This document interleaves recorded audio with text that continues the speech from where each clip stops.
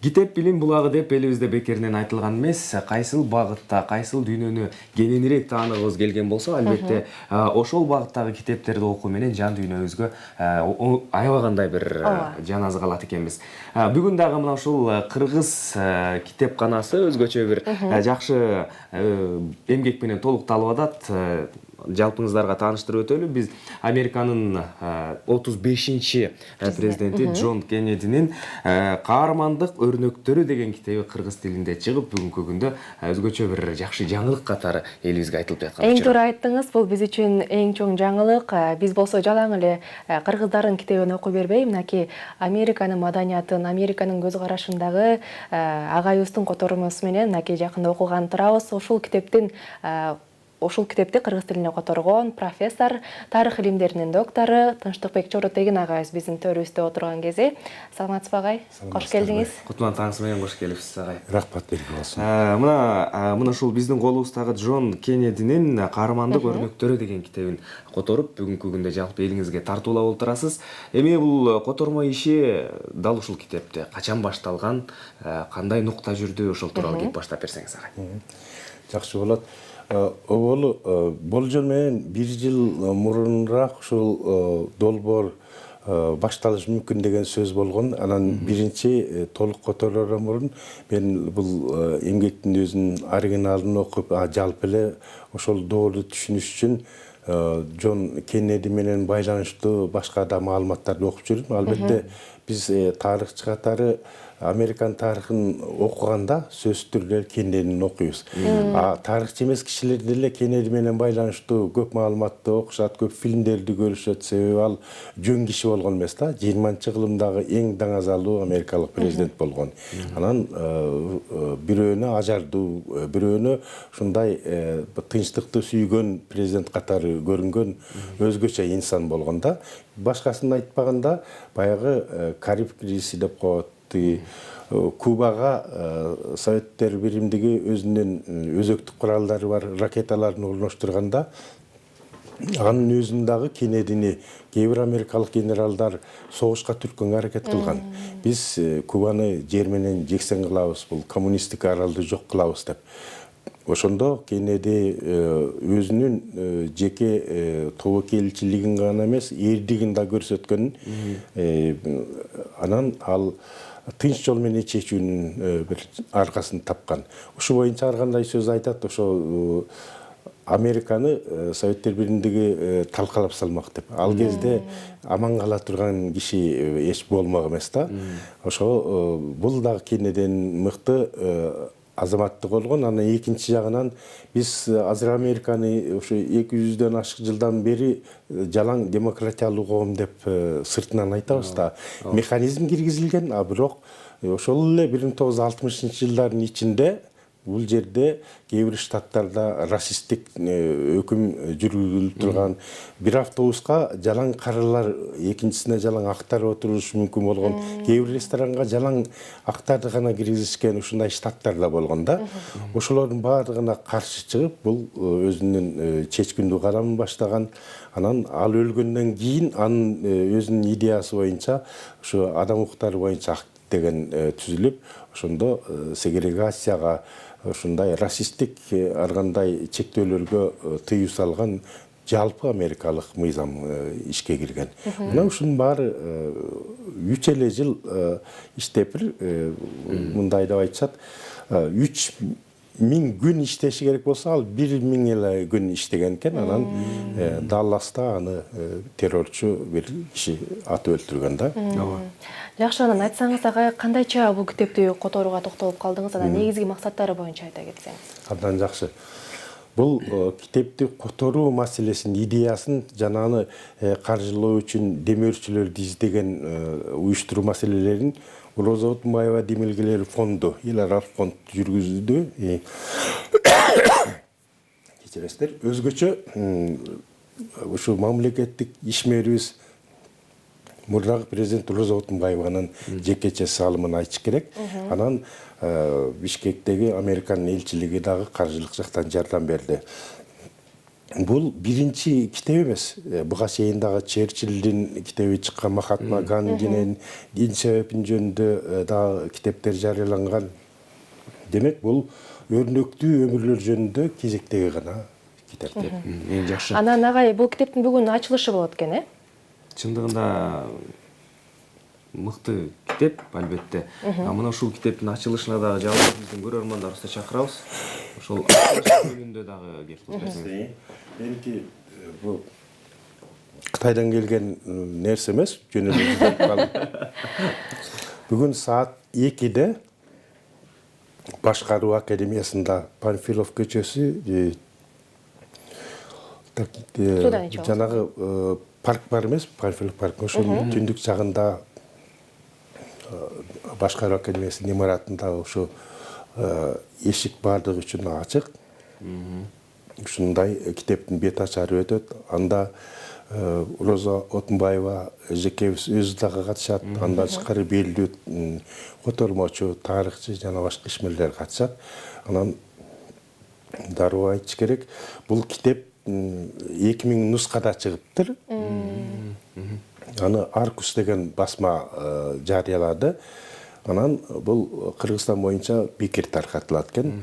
Ошо менин угушума караганда ошо 500 нускасын Роза Отунбаеванын демилгелери коомдук фонду бекер таркатат, а калгандарын Американын элчилиги ошо бүткүл Кыргызстан боюнча окуу жайлардын китепканаларына жана башка китепканаларга бекер таркатат деп уктум да. Албетте биз үчүн бул өтө маанилүү нерсе, элге китептин бекер жетиши.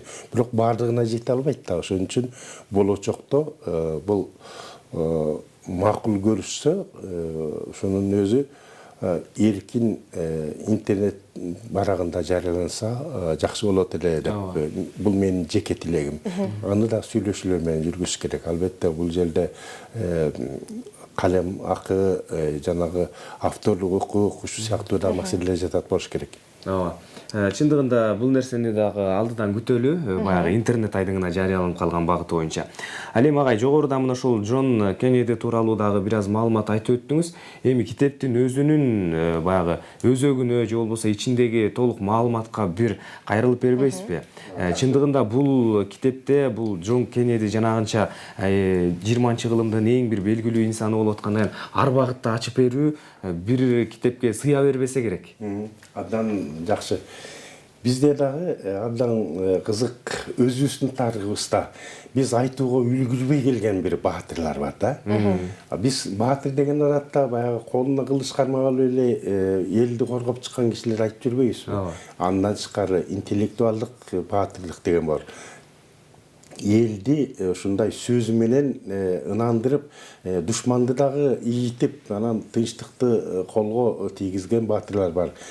Түндүк, түштүк, батыш, чыгыш дегендерди ыдыратып аткандарды кайра бир ынтымакка чакырган баатырлар бар. Интеллектуалдык баатырлар да.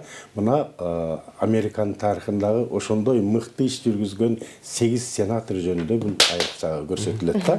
Алардын бири мисалы үчүн Джон Куинси Адамс деген. Бул өз учурунда ал сенатор кезинде өзү баш ийген федералисттер партиясынан кол үзүүгө чейин баргандагы биринчи орунга Американын көз каран эместигин койгон.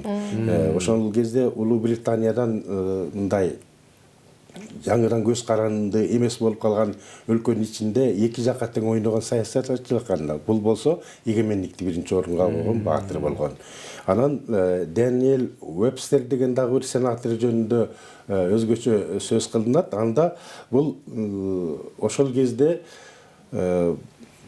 Түндүк Америкада демократиялык жана кулчулукка каршы тартипти каалагандар, түштүк Америкасында кулчулукту сактаган, жанагы бизге сериалдар аркылуу деле көрүп жүрбөйбүзбү? Плантацияларга Африкадан алып келип пулдар иштеткен. Ошол режимди сактагысы келгендер дагы болгон да бир эле мамлекеттин ичинде.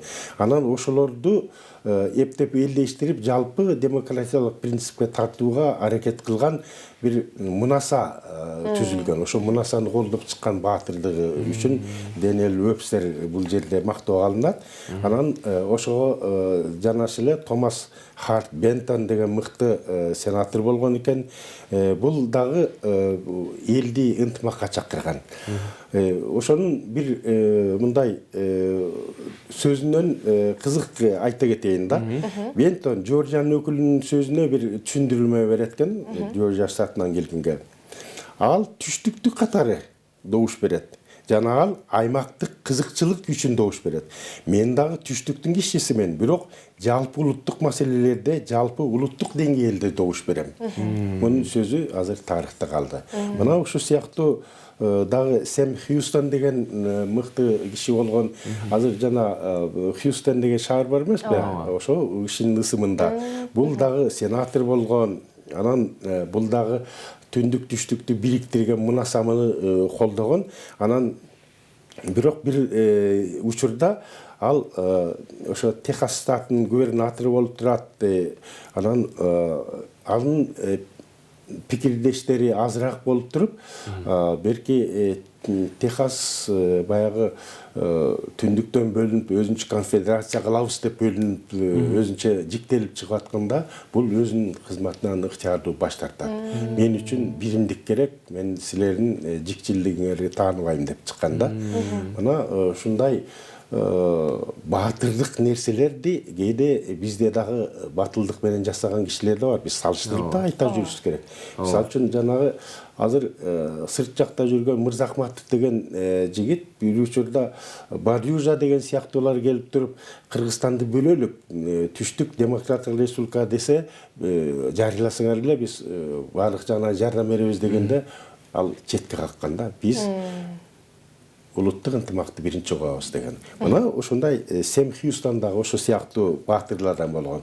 Ар бир кишинин албетте кемчилиги бар, кээleri ошонун ичинде кулилүүчү болгондор да бар. Бирок жалпы демократия үчүн акырындап алар жогорку деңгээлге чыгып, өзүнүн тар партиялык кызыкчылыгынан же тар бир аймактын кызыкчылыгынан жогору көтөрүлүп, жалпы Американын, демократиялык Американын символу болуп калышканда. Ошолордун бири мына Эдмунд Гибсон Росс деген мыкты киши болгон. Бул дагы өз учурунда мындай кызык маселе болуп калган.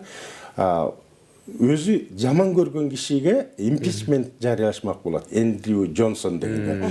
Ал өзү деле каалайт бул кетсин деп. Бирок ошо процедуранын өзүн баягы мындай бузукулук менен уюштуруп ачкандарын көрөт дагы өзүнүн партиялаштарына каршы чыгат. Ушундай чечкиндүү анын добушунан кийин, анын сөзүнөн кийин башкалар да ийип, анан импичмент жүзөгө ашпай калат. Мына көргөр жөн эле добуш учурундагы эле күрөш. Бирок ушунун артында дагы атуулук принцип деген да бар да. Жакшы. Агай, мына ушундай белгилүү инсандардын баягы жасаган кадамдары, кылган иштери бардыгы тең мына ушул жерде айтылып атпайбы? Анан котормо жаатына келгенде дагы, мисалы адабияттагы котормону ала турган болсок, ал жак баягы көркөм багытта болгон үчүн аны автор кандайдыр бир шөкөттөөгө алат. Ал эми бул жакта болсо бир чоң бир мамлекеттин дейбизби, мына ушул бир саясий багыттагы, саясий өңүттөгү иштери камтылып атпайбы? Ал жактагы котор ыкмасын сиз кандай колдондуңуз? Абдан жакшы суроо. Бул дайыма мындай эки ачекей нерсе дилемма болуп ар бир котормочунун ошо көйрөнүндө турат да.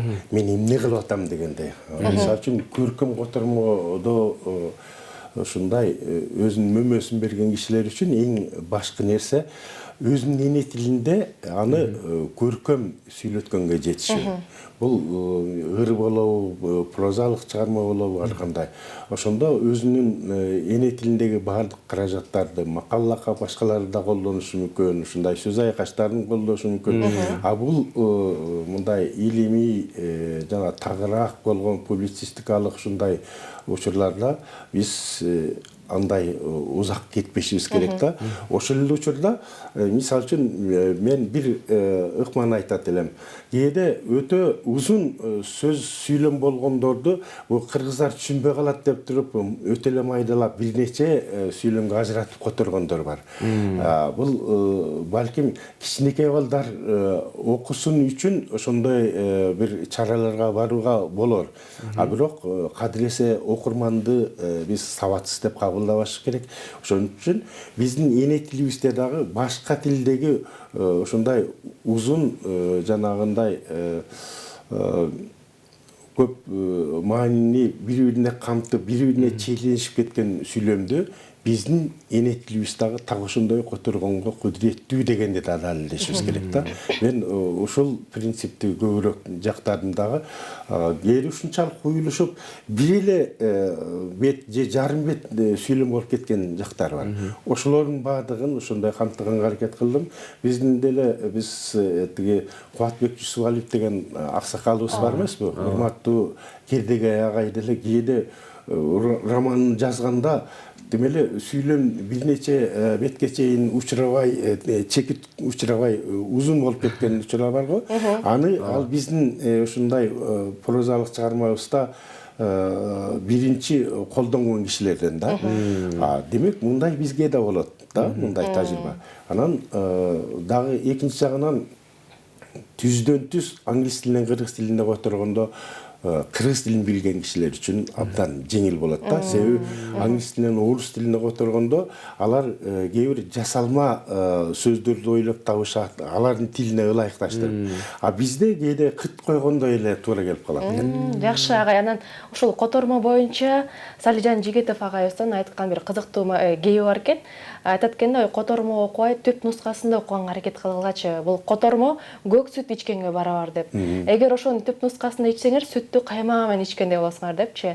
Бул ойго кандай пикир айтасыз? Анан ушунчалык айырма болобу негизи котормодо? Мисалы үчүн ошол Салижан агай Назым Хикметтин чыгармасын ошол түркчө түшүнүп, оригиналын карап туруп которгону бул өзүнчө керемет дагы. Орус тилинен эле которгон башка да варианттар болду. Ага караганда Салижан агайдыкы алдыганча түп нускага жакын болду. Анан кыргыз тилинде жакшы сүйлөдү. Анан жанагы негизи сиз айткан сөзгө кайрылсак, бул кыргыздын тилинин өзүнүн күчүн, кереметин биз түшүрбөшүбүз керек да. Ошону өзүбүз аңдашыбыз керек. Кээде ушундай болот. Мен өтө урматтаган бир агайым бар, Эсембай Нурушев. Бир жолу анын макаласында бирөө тийишип жазыптыр да, ошо нарындан жазыптыр. Могул сөзүңдү эмне эле кошуп салдың? Бул түштүктүн сөзүн эле кошо бересиңби деп. Анан ана киши далилдеп, жана Юдахинден да келтирип туруп айтты.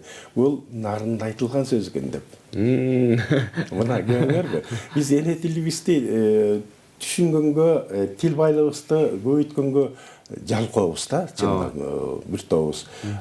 Болбосо өтө жигердүү сөздөрдү колдонушубуз керек. Мисалы үчүн максат деген сөз бар, кээделери мүдө деген сөздү көп колдонбай, бул кыргыздык эмес го деп ойлошот. Жок, татынакай эле бири-бирине ушундай шерик болгон ушунчалык көп маанилеш сөздөр бар. Алардын баардыгын биз колдой жүрүш керек. Раматтылык Түгөлбай Сыдыкбек бир жолу ушундай эскерген экен. Мен кичинекей кезимде окугам.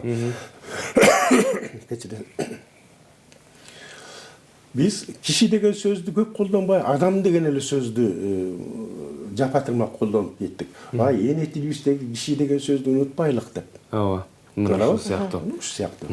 Демек, бул китептагы англис тилинен түзмө-түз кыргыз тилине которулган, ардактуу телекөрүүчүлөр. Ошон үчүн түп нускасына агайыбыз айткандай алда канча эле жакын кыргыз тилинде окусаңыздар, мына ушул эгер англис тилин билген болсоңуздар, аны да окуп көрүңүздөр. Албетте салыштырмалуу түрдө карасаңыздар, көп деле анчалык деле айырмачылык таба албайсыздар. Жакшы, эң мыкты агай, мынакей кыргыздарга жакшы бир жаңылык тартууладыңыз. Кудайым буйрса бүгүн ачылыш болот экен. Эң мыкты, ийгиликтүү болсун. Сизге дагы ийгилик каалайбыз. Күнүңүз ийгиликтүү улансын. Ден соолуктуу болуңуз агай, бар болуңуз. Ардактуу телекөрүүчүлөр, бүгүн бизде таңкы эң алгачкы коногубуз тарых илимдеринин доктору, профессор жана мына ушул каармандык өрнөктөрү китебинин которгон Тынчтыкбек Чоротегин агайыбыз болду.